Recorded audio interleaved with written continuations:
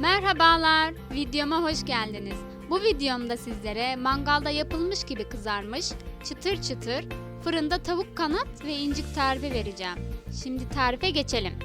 Geniş bir kabın içine kanat ve incikleri koyuyorum. Daha sonra 1 çay kaşığı tuz, 1 çay kaşığı toz biber, 1 çay kaşığı karabiber, 1 çay kaşığı kimyon, 2 diş sarımsak, 1 çay kaşığı kekik, yarım çay bardağı sıvı yağ ve 1 yemek kaşığı yoğurt ekleyip iyice karıştırıyorum.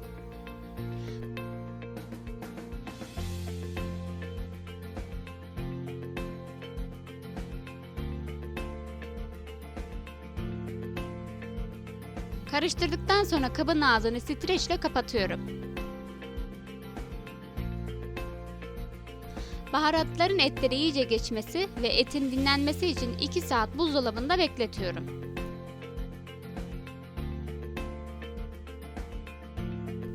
İki saat boyunca dinlenen kanat ve incikleri altına tepsi koyduğum fırın teline diziyorum.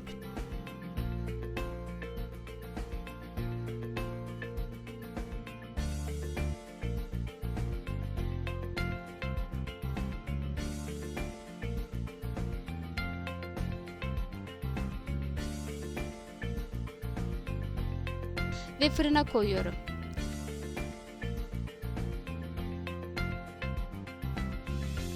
Daha sonra kabın içine 1 bardak su ekleyip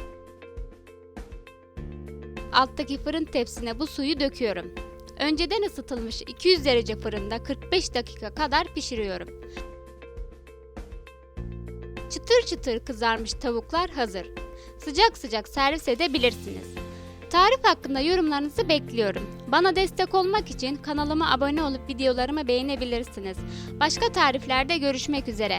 Afiyet olsun.